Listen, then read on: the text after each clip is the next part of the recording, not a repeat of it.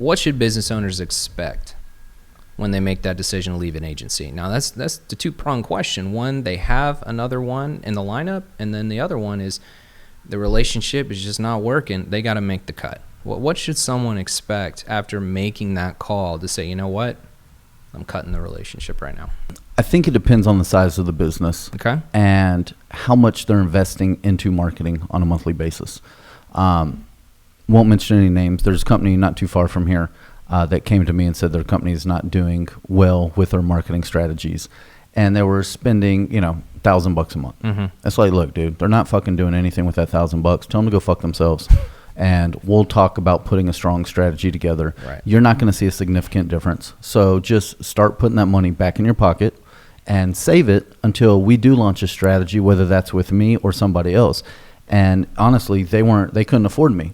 But I still told them and gave them a strong strategy, gave them a to-do list of what to look for in their next company, so that they did it the right way. And that's one thing that I promote in many videos is, if you don't have enough money to do it the right way, don't do it. Just save your money. Otherwise, you're just throwing it away.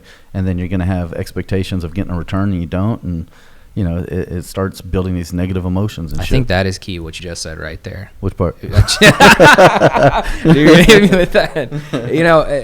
If you're putting out it's the same with content. People talk about putting out content. Content is king, but if you put out crap content, Dude, then you're not gonna get the return. I'm a victim of this.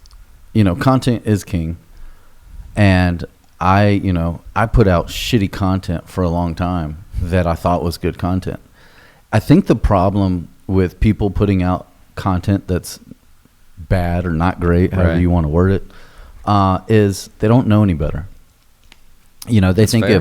If I go post 5 times a day on my social media channels, I'm putting out content. If I go write a blog once a week and launch it on my page, it's content. What they don't realize is if they go write a 1,000-word blog stuffed with keywords and no meta details, and they put it on their page and they don't drive any traffic to it, the little bit of traffic that they do send to it from one little post on Facebook, and somebody goes, and as soon as they land on the page, it's fluff, shitty content, so they bounce out. Yep. And that's the only experience that the algorithm sees. It's going to hurt them more than it's going to help them. So going along with what you said, if you're going to do content or SEO or digital marketing or anything, do it the right way. Otherwise, you're spinning your wheels, you're wasting your time, you're wasting money. Yeah. And sometimes you can actually end up hurting yourself a lot more than helping yourself. So it's going to take you twice as long to bounce back from that. But I'm sorry, dude. I always go off topic. It relates to what we were talking about with the agency. I think the metaphor exists. So what should people expect? Yeah. I think it depends how much you're spending. I think that if you're spending a lot of money, like car dealerships that I've worked with, they spend anywhere from $100 to $300 a month on ad budgets, on marketing, and all their marketing together. Sure. Anywhere from $20 to $100 a month on digital ads and marketing and SEO and shit like that, pay-per-click, social media, whatever. So when you're spending that much money and you have an agency, and dude, these agencies that are working for these car dealerships are fucking jokes. I mean, I can't believe the money that they're getting from these dealerships, and I can't believe the dealerships are still paying for it. Oh, it absolutely amazes me. If you're spending that type of money in ad budgets as a business, I think what you need to do is have somebody that you start building a relationship with, have them in place, make sure they get access to all of your accounts. That's the first thing also you want to do is make sure you own all of your accounts. Yes, primary point right there. If you're doing Facebook ads, you need to own the Facebook business page and ad account that's running your ads.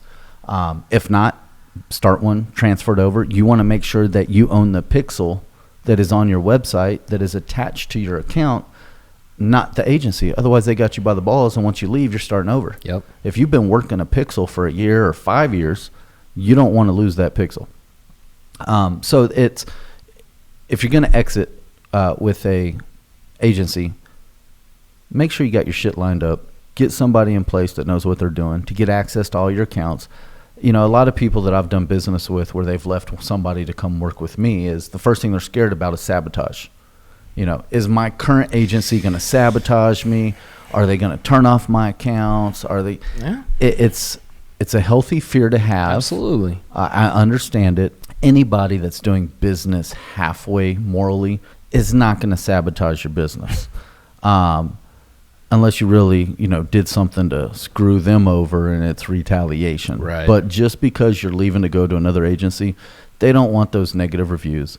They're not going to hold your logins hostage, because that's going to turn into negative reviews or repercussions that they don't want to have to deal with, and deal with damage Absolutely. control. Absolutely.